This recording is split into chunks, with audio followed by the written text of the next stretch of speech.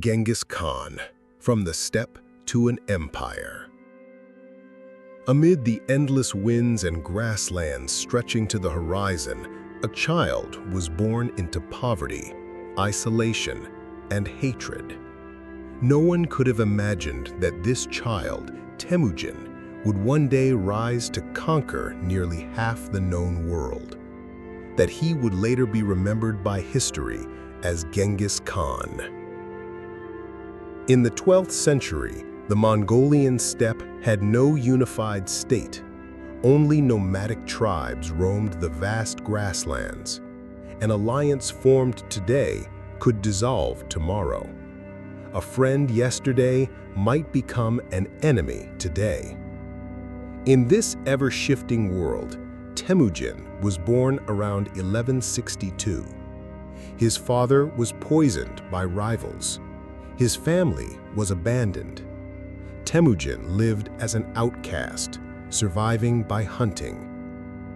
Temujin had no noble blood, no inherited lands, but he possessed something no other tribal leader had: a vision and leadership far ahead of his time. He built loyalty not through lineage, but through merit, a revolutionary idea in a society that worshipped noble birth.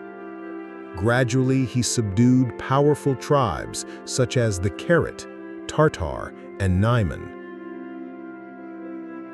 Temujin was declared Genghis Khan, universal ruler. The Mongol Empire was born. The Mongols were not merely fierce warriors, they were master strategists. Their army was organized in a decimal system. 10 men formed an arban, 100 a zun, 1,000 a mingan, 10,000 a tumen. Each unit had its own commander. Discipline was absolute.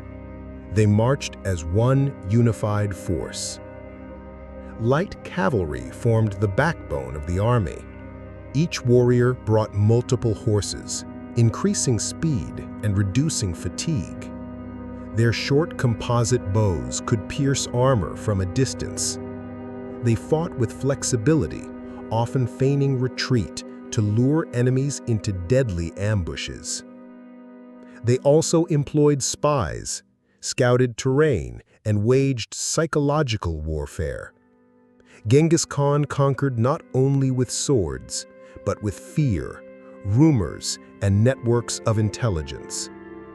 Before attacking a city, he often sent an ultimatum: surrender and live, resist and be erased.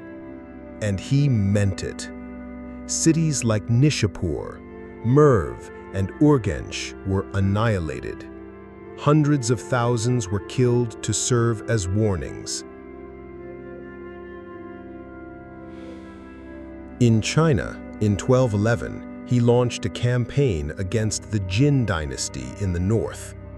By 1218, he had destroyed the western Xia kingdom, nearly wiping it from history. His descendants continued the conquest of the southern Song. By 1279, China was unified under the Yuan dynasty, founded by his grandson Kublai Khan.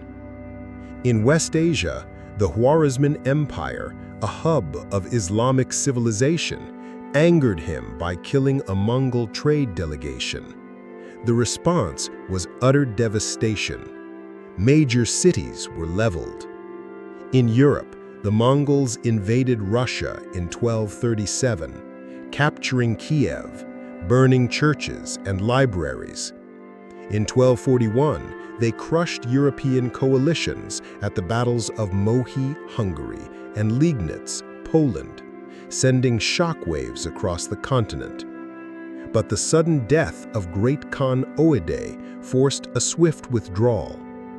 In Northeast and Southeast Asia, Goryeo, Korea, became a vassal state.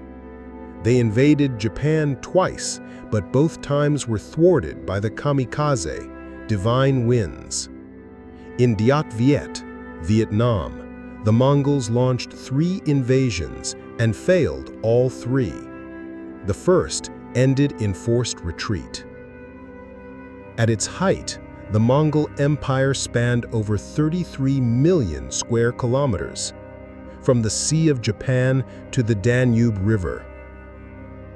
But military conquest alone couldn't sustain such a vast realm. Governance and stability became essential. Administratively, Mongols appointed local leaders under Mongol oversight. They built a communication system called the Yam, relay stations with fresh horses, allowing messages to travel faster than in any other empire of the time. In commerce, the Silk Road flourished under Mongol protection. Merchants from Venice, Samarkand, and Beijing traveled freely.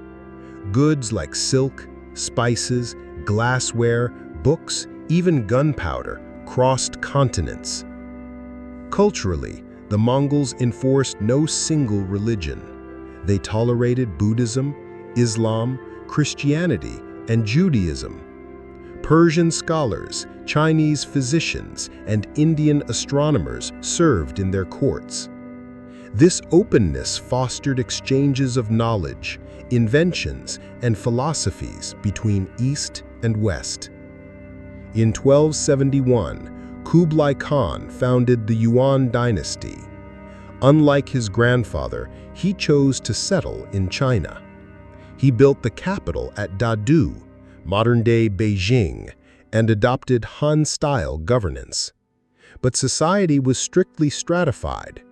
Mongols at the top, Central Asians, or colored eyes, next, Northern Chinese below them, Southern Chinese at the bottom. This hierarchy bred resentment and resistance. Despite the Yuan's achievements in infrastructure and international trade, their failure to win the people's hearts sowed seeds of collapse. Many factors contributed to the empire's decline. Its territory was too vast, communication too slow, loyalty from distant khanates waned, internal conflicts grew. The nomadic warrior spirit faded as the Mongols settled. The Black Death swept across Eurasia, killing millions, paralyzing the trade routes that once held the empire together. In China, the Red Turban Rebellion ignited revolution. By 1368, the Ming overthrew the Yuan and drove them back to the steppe. An empire that once dazzled the world became a memory. But even in collapse, the Mongol legacy echoed across civilizations. They connected East and West long before the world knew of globalization. They boosted trade, cultural exchange, and technological transfer. Their military structure, administrative systems, and laws like Yasa inspired future governments. Travelers like Marco Polo journeyed along revived Silk Roads, writing of Asian wonders, sparking a new age of Western exploration.